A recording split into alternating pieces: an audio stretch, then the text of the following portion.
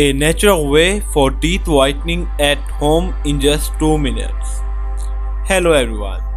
In this video I will share a simple remedy for teeth whitening at home.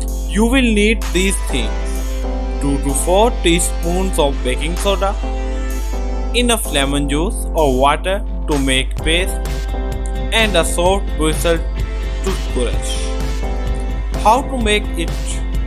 In a small bowl or jar, just pour the desired amount of baking soda in it. Then add some lemon juice or water slowly while stirring, depending on the amount of baking soda. Then add liquid vinegar. Once you have the desired paste consistency, apply a liberal amount to your toothbrush and scrub for 2 to 3 minutes. Repeat the process a few times a week or until the desired results are achieved.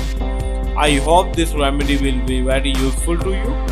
Don't forget to subscribe to my channel and hit the bell icon button for new videos. Thank you very much.